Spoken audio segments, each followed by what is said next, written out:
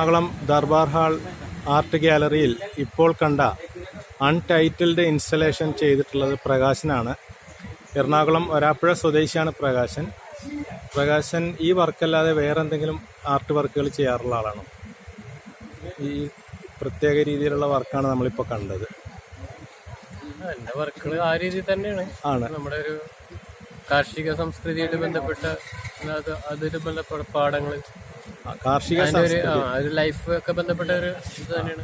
കാർഷിക സംസ്കൃതിയും ലൈഫുമായിട്ട് ബന്ധപ്പെട്ടുള്ള വർക്കുകളാണ് കൂടുതലും ചെയ്തിട്ടുള്ളത്. സാധാരണ രീതിയിലുള്ള ചിത്രരചനകൾ ചെയ്യാറുണ്ടോ? ഉണ്ടല്ലേ.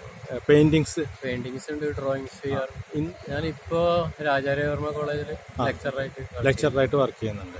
ഫാമിലി മാരീഡ് ആണോ? അല്ലേ. ഓക്കെ. സ്വദേശം വരാപ്പുഴ തന്നെയാണ്.